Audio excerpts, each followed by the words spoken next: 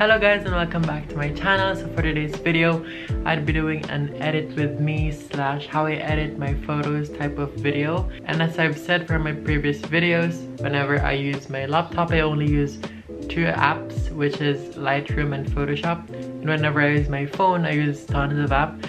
That's why I'll be using my phone today for you guys to have a wider selection and for you guys to have also more options when it comes to editing apps. And I hope you would download these apps as well because these are so good. And so for today, I'd be mainly doing 3 photos. The first is the vintage glowy-ish effect. Second is more on the natural side, just enhancing the photo as is.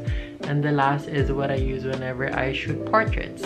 So let's start with the first one. So the first one would be the natural-ish edit. So this is the raw picture. It was taken by my friend Michelle and I'll be editing this. So straight off the bat, I don't want to alter the greens into more on the yellow-ish side, and so I'm just gonna leave the green as is. And so the first thing that I do is go to HDRscape. And by the way, I'm using Snapseed on this specific photo. I'm here on nature and I'm gonna reduce the filter strength to around 15 to 20, and the 20 is okay for me. I click it every now and then to see the difference before and after, so that I would also have an idea of what the photo looked like before and if ever I'd be liking the edit that I'm doing. So the next thing that I do after the HDRscape actually is go to portrait. This tool makes your face stand out even more, so I used the combo 1 and reduced the face spotlight to around 15 or 20. So I'm okay with 18 because 20 is too much and 15 is not too much. And so I'd go to tune image over here and increase the brightness to around 15. For the contrast, I feel like reducing it. So what I do whenever I edit photos is that I put it on both the extremes of the positive and the negative side. That way I would have an overview of what the effect would look like. And for this one, I'm leaning more on to the less contrasty side. That's what I'm doing here. And for the saturation, I feel like adding just a bit. 15 is good. For the ambience, I like to add it up. So that's what it would look like if it's all the way down, and this is what it would look like if it's all the way up. So I like to add just a little bit to add the pop of color. I'm gonna add 10. And for the highlights, I feel like jogging it down to around 60 or 70. Yeah, 70 is okay.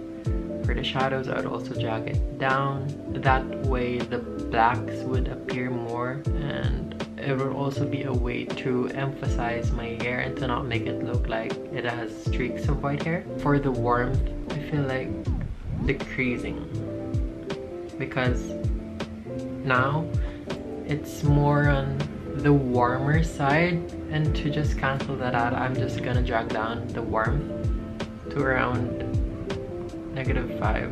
So I'm already okay with this. I'm gonna export it, save a copy, and go on to our next app, which is Kunicam. I'm gonna be editing this photo, and so I just add the date stamp, just turn it on. You could press the letter A, which gives you different features, or which gives you different feels of the date stamps. Here I feel like I'd be using this one just because it makes the edit more cohesive, because it kind of matches the one that I'm wearing, the blue and the white one.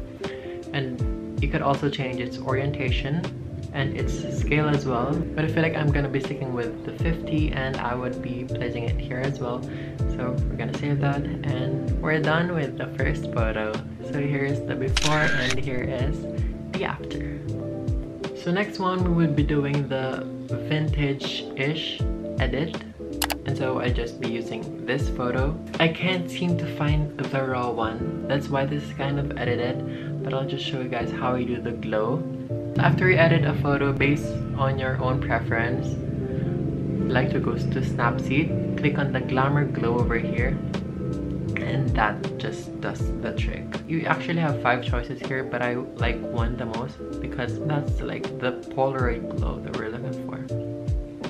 And so I don't want that, and same is true with the first picture, portrait, but lessen it to around 10. So that's it for the glow. But to spice things up a little bit, I would be going to prequel here, and I'll be opening this photo because I have this cool effect I super like here.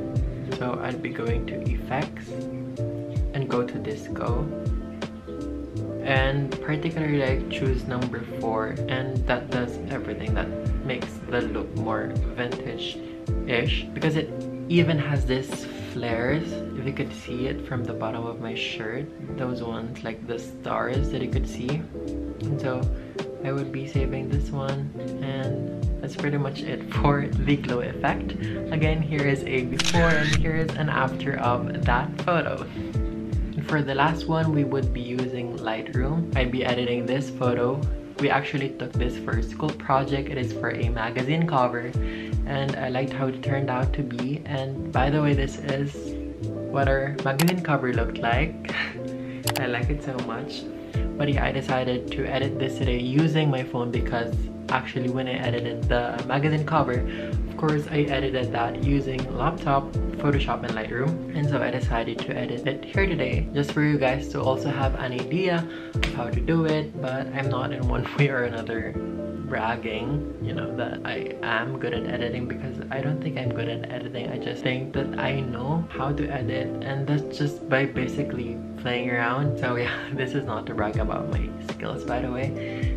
This is just me having fun with photos, playing around with it. So yeah, and so straight off the bat, I want to increase the exposure to not much, just around 10. And for this specific picture, since I am fond of contrasty pictures whenever I edit portraits, I would like to bump the contrast up a bit, around 37, 30. I feel like 33 is okay for this one. For the highlights, I'll be dragging it all the way down to a total of 100 just to bring out the details more, especially the places where the sun is too bright. So yeah, I'd like to bring the highlights down. And for the shadows, I like to bring it up to around 77. I feel like that's okay. For the whites, I'd also be bringing it up just a little bit, because when we bring it up, it's gonna be overexposed. And so I feel like I just be bringing this up to 20. And the blacks, I would like to increase it as well, because we will be playing around with the curves later on. So this is kind of okay for the start. I'll just be playing around with the curves. So the fast forward starts now. Hello guys.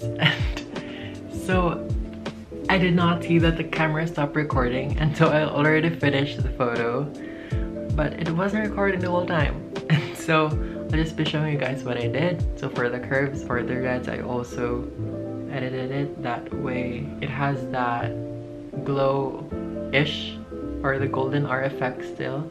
And for the green, it's pretty much the same. These three are pretty much the same. And for the colors, I reduced the temperature to -6. That way it would cancel out all of the warmth, because if it's just on 0, it's kind of too warm for my preference. So I decided to put it on -6. For the tint, I added just 1 to add a hint of pink. For the vibrance, I reduced 7. For the saturation as well, I removed 11 from it, just because I feel like the photo was too colorful already, too loud, too in your face, you know, just too colorful. I also did some adjustments to each color. So this is the thing also that I like about Lightroom, is that it allows you to edit color per color. But yeah, I was explaining this a while ago, but the camera stopped, so I'm just explaining it now. So for the reds and the orange, I did not do much, because those are the colors that mainly affect as well the skin tone as well. That's why I just decided to make the edits in those two specific colors very minimal. But here on the orange, as you can see, I placed down the saturation a lot, because if you were to put it on 0, it's too saturated for me. That's why I just decided to put it on -42. For the hue as well, I decided to bring it down. And for the yellows, here is what makes your skin, I feel like, more rosy and have that golden glow effect. That's why I reduced the hue to -31, because see, if it's on 0, can you see the difference? Like, it literally made their skin more pinkish. And for the saturation, I also decreased it because it's too saturated for me if it's on 0.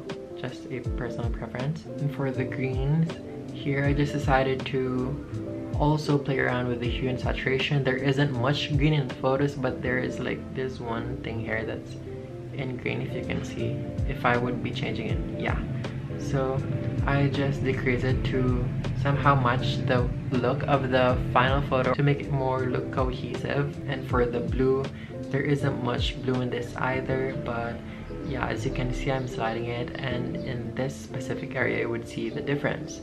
So I also decided to bring down the saturation in that just to cancel the blue out. Yeah, those are basically just the blues there, and I wouldn't want that to be an eyesore, you know, and so I decided to just get rid of it. And same is true with the purple. I just totally decrease a lot in the saturation to cancel it out, because the color palette that I'm working on is more in the very soft, feminine, golden glow side, which doesn't really involve those colors in it, so I decided to just get rid of it. And so I just added clarity. -4 doesn't make much difference, but you know, I don't want it to be super clear, so I decided to just decrease it a bit, because reducing the clarity makes your photo have that glow. Because if you put it in the -100, you can see that it's glowy, like super glow, the glow that you would not want on your photos because it's too glowy. So I decided to put -4 in it to have that subtle glow that isn't really even noticeable, but if you really look into it, it kind of does something. And so that's just the thing that I changed on the effects. For the detail, I just sharpen it a little bit because I want sharp photos. I want my photos to be as sharp as they could get, but not to the extent where you could see like small dots in the picture. So I just put it in 16. And yeah, those are just the ones that I edited. And for this final photo, here's the before, and here again is the after. So that's it for today, guys. I hope you enjoyed this video. Give it a big thumbs up if you did, and don't forget to hit on the subscribe button and to click the notification bell as well for you guys to be notified every time I post a new video. So I hope you guys enjoyed this one, and yes, this has been Sebastian, and I'll see you on my next video. Stay safe.